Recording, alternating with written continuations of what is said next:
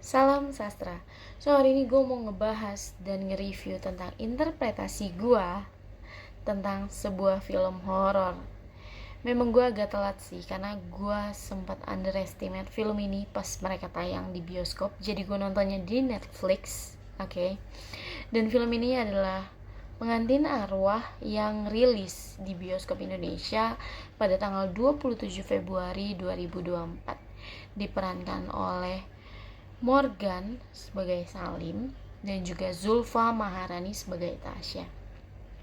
Nah, film ini mengangkat tentang etnis Tionghoa dan bagaimana tradisi Minghun di etnis Tionghoa. Tradisi Minghun ini adalah tradisi untuk menikahkan arwah di luar nalar kan, tapi emang ada tradisi kayak gini. Menurut gua horor Indonesia terlalu banyak mengangkat horor-horor dari kejawen Sunda ya kan, tapi Paul Agusta sebagai produser main yang anti mainstream lah. Jadi dia mengangkat culture dari etnis Tionghoa yang dimana jarang banget dibahas oleh sutradara lain, oleh produser lain, oke. Dan untuk ceritanya sendiri berawal dari kedua pasang kekasih yang mereka menjalankan belum menjalankan pernikahan, maksud gue mereka merencanakan pernikahan, namun ada teror dari leluhurnya Salim, dimulai dari bibinya Salim yang memberitahu kabar bahwa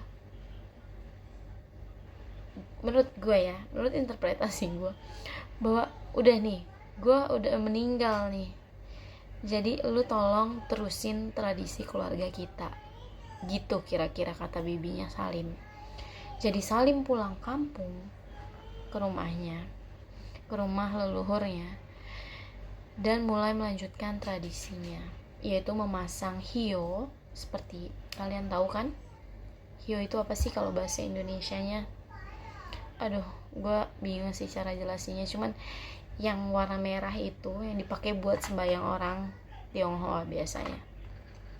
Nah, dari situ Salim mulai merasakan kejanggalan dan disusul oleh Tasya yang memiliki sixth sense yang menurut gue dia sangat sensitif.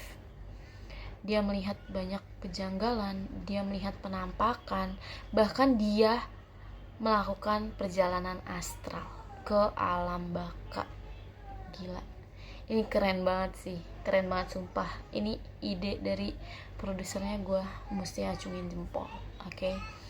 Dan menurut gue yang lebih epic lagi itu endingnya nih, pasti kalian yang udah nonton kayak, terus jadi ini gimana sih, Tasya sama Salim masih hidup apa udah mati gitu kan. Menurut interpretasi gue, Tasya dan Salim masih hidup. Gimana menurut kalian? Menurut kalian udah mati apa masih hidup? Komen ya, supaya gue juga tahu gimana sih kalian menganalisis film ini gitu. Kenapa gue bilang Salim sama Tasya masih hidup? Karena di akhir cerita ya, temennya si Tasya yang suka sama Tasya ini namanya Febri, dia diminta cincinnya, balikin cincin saya, begitu kata Banu saat Banu ada di dalam tubuhnya Salim. Balikin cincin saya, oke. Jadi di sini Salim dan Tasya dirasuki oleh kedua arwah gentayangan dari leluhurnya Salim, karena mereka gentayangan minta endingnya kebahagiaan lah, karena saat itu mereka tidak jadi menikah. Salim ditembak oleh Nippon dan Tasya bunuh diri. Oh my god. Dan ini juga menarik ya, menurut gue creepy-nya dapet dan diangkat dari zaman Nippon gitu. Nah, balik lagi nih ke endingnya. Setelah itu teman perempuan Tasya datang membawa polisi dan dia menemukan Febri sudah tergeletak meninggal. Dan di akhir storynya itu si Salim dan juga Tasya sedang berjalan di atas aspal dan seperti padang, ya di atas aspal lah pokoknya. Kenapa gue bilang mereka masih hidup?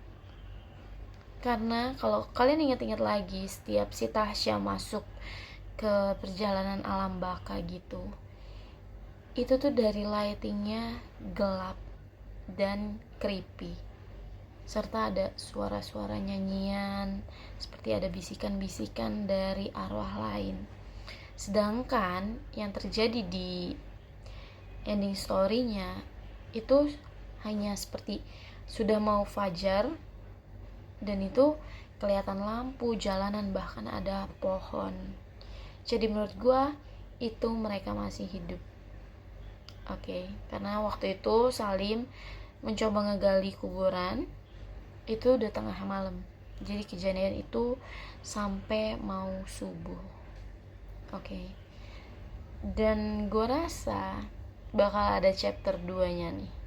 Gimana menurut kalian? Atau kalian gak setuju dengan pendapat gue? Gak apa-apa, karena kita gak pernah salah dalam menganalisis suatu sastra dari pemikiran kita.